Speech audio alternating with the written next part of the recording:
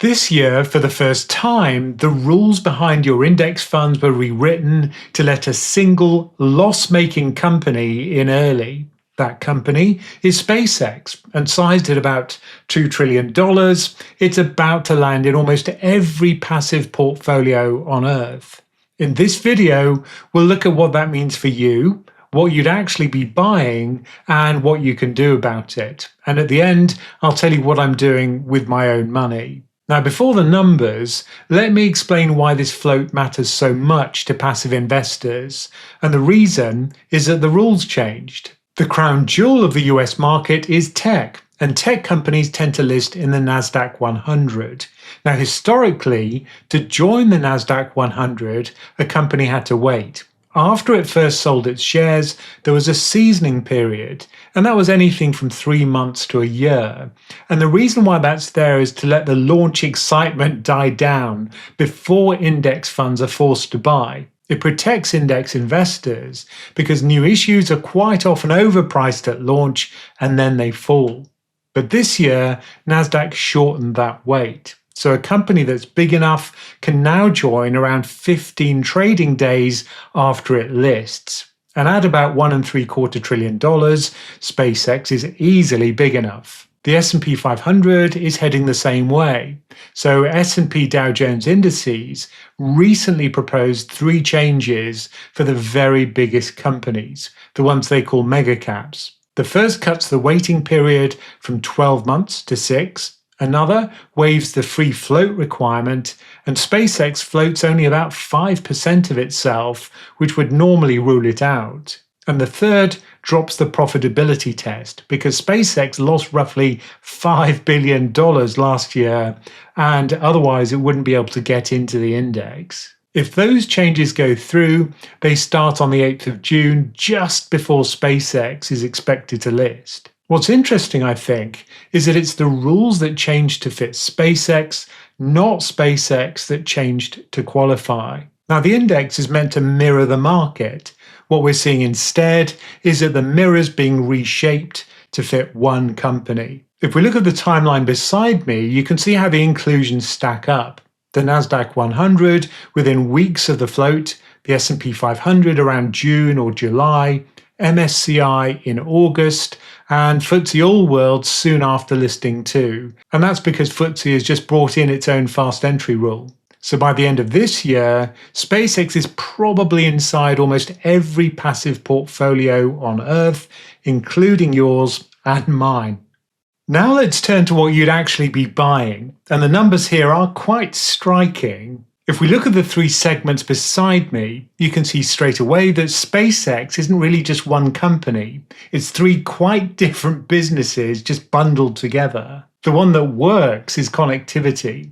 Now that's Starlink, which is a satellite broadband service. That brought in just over $11 billion last year, with around $4.5 billion in operating profit. And it's growing fast, and it's genuinely profitable. And that's because Starlink passed 10 million subscribers earlier this year. So that's the bit that keeps everything else alive. The SpaceX segment, so that's the rockets, Falcon 9 and Starship, that actually loses money, about $650 million last year, and the losses are growing as Starship costs ramp up. And the AI and cloud segment, which swallowed XAI and the X platform back in February, that lost about $6.5 billion on roughly $3 billion of revenue. And it spent nearly $13 billion on data centers. In other words, for every dollar of AI revenue, it spent around $4 on capital projects. And it still lost money heavily on top of that. So add it all up and you get just under $19 billion of revenue. Now that's a net loss of nearly $5 billion and a proposed valuation of about $1.75 trillion. Now that's roughly 94 times its revenue. Nvidia, by comparison, which is a hugely profitable company, that trades at about 25 times. Saudi Aramco, the oil company, floated at about 5 times. So I'd say you'd be pretty hard-pressed to argue that that valuation isn't at least a little bit chunky. And then there's the governance. If we look at the share structure beside me, Class A shares, which you'd buy at the float, carry 1 vote each. Musk's Class B shares carry 10 votes each. So as an ordinary shareholder, you'd be outvoted 10-1 on every decision. And Musk's shares also elect a majority of the board. So in practice, he controls it. And you couldn't vote the management out, Musk in particular, even if you wanted to. And there's a pay award for Musk on top of that, roughly 1 billion Class B shares, and that vests in 15 tranches, which are tied to market cap milestones from $500 billion up to $7.5 trillion. The last one even needs a permanent Mars colony of at least 1 million people. So if it all vests, the dilution for everyone else is pretty large. There's also something interesting in the prospectus.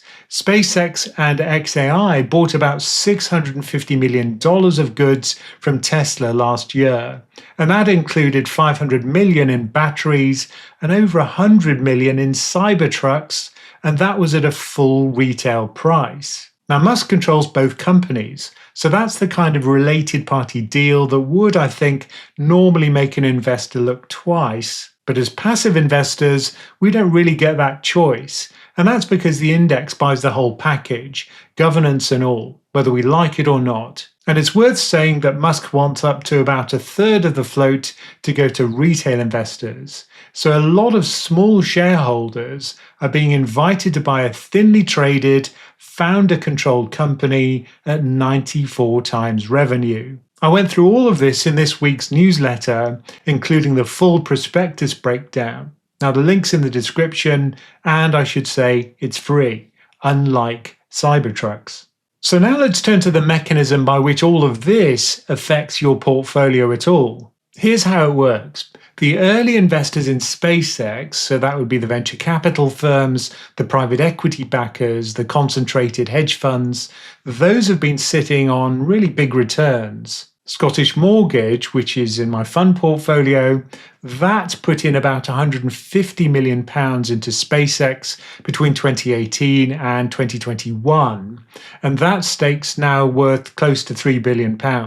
So that's roughly a 20 times return, and some other backers have done even better. Now, at some point, they want to take their money out, and they need someone to sell to, or liquidity, as we say in finance. And the float is when they get it. But the key question is, who buys? Now, for a company this big, a lot of the buying comes from passive index funds, and not because they choose to, it's because the rules of the index require it. There's no valuation check, no committee asking whether 94 times revenue makes sense, because index funds are purely rule-based. They have to hold every company in the index in the right proportion, or they fail their mandate. So the passive investor tends to come in near the end of the private run, and that's at the float price, and that's after the early backers have already made their 20 times. And then we hold whatever happens next. It isn't a conspiracy, though. I think it's just how index investing works when a company this big goes public. So how much of our money are we actually talking about here?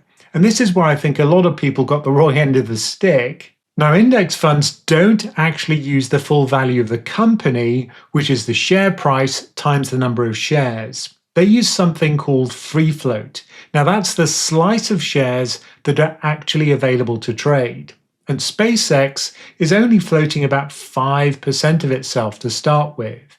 Now, contrast that with the average S&P 500 company, which has about 96% freely traded. So it's unusually thin. And I think that thinness is a real drawback, because when so little of a company trades, even small shifts in demand can push the price around, and that makes for a more volatile holding. But it also means your day one weight is based on that small slice, not the whole company. If we look at this table, you can see what that means. Now, at the initial float of around 5%, the position's pretty small everywhere. In a global tracker like VWRP or ACWI, SpaceX would be around 0.1%. So for every £100 invested, that's roughly 10 pence. In an S&P 500 tracker, it's a little bit higher, but still only about 1/6% on day one. Now, you may have seen a figure of 3% for the S&P 500, and I think that's worth clearing up because it's a bit misleading. That 3% is the weight if the whole company counted, every share. But that's not what happens because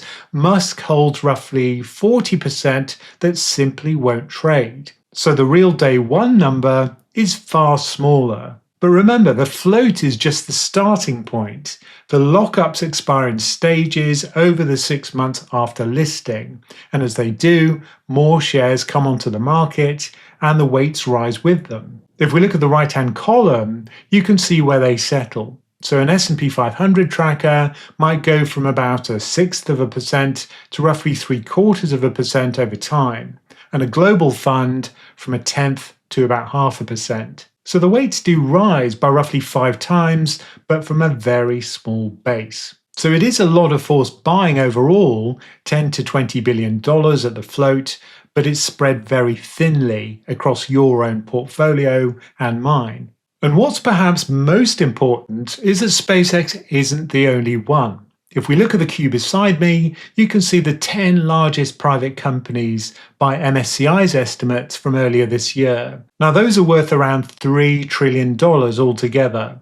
OpenAI, Anthropic, ByteDance, they're all expected to list over the next few years. MSCI reckons that if all 10 floated at 25% free float, the forced passive buying would be around $19 billion. Now, these are MSCI's estimates from back in January, so already they're a bit out of date. For example, XAI has already merged into SpaceX, and SpaceX itself is now asking for more than double the value which MSCI used. So the real numbers are probably bigger, but the point stands, I think, which is that SpaceX is just the first of many of these huge companies to list. So what can you actually do? And I think the honest answer is there aren't many great options, and they all have trade-offs. The first is simply to accept it. You stay put, let SpaceX come in like any other company, and then simply trust the market to price it correctly over time. And for most long-term investors, I think that's probably fine, because the day one weight is small, and also the market will reprice it if the valuation doesn't hold up. Another option, if you're worried about concentration, which I know many of you are, is to go broader.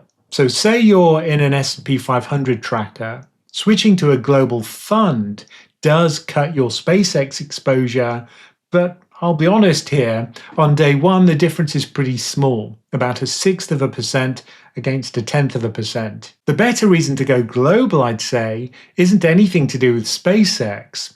It's the fact that the S&P 500 is now even more concentrated in US mega-cap tech than it's been in decades. You could also tilt away from companies like SpaceX, for example, towards small-cap stocks or maybe value stocks or high dividend payers. Now that works, but it does add complexity to your portfolio.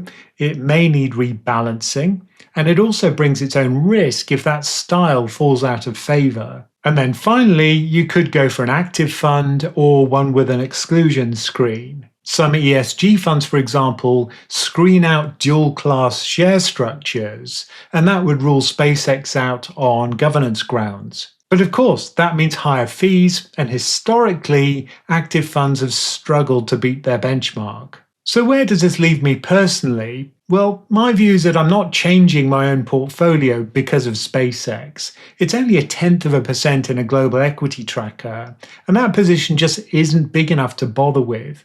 What I don't like, however, is what these rule changes mean longer term. Now, every time these rules get relaxed in order to fast track a company which is loss-making, where the founder controls the votes at a really high valuation, I think that index becomes slightly worse in terms of governance, in terms of its liquidity, and I'd argue that that's a trend that's definitely worth watching. So I think the most useful thing most people can do is just make sure they're in a broad global tracker rather than concentrated in the S&P 500 or the Nasdaq. And that's not really because of SpaceX. It's because this queue of huge IPOs behind it is only going to get even bigger. Now, if you did want to go deeper, the newsletter goes through this prospectus for SpaceX in more detail, with a bit more humor as well, and the links in the description below. And tell me what you think in the comments. Are you going to buy SpaceX as a single stock, maybe in your fund portfolio? Do you think the valuation's crazy? And also, do you think it's going to worsen governance in the index overall with the loosening of the rules? Please do tell me. And I do read those comments, and I usually comment on them too. And, as always, thank you for listening.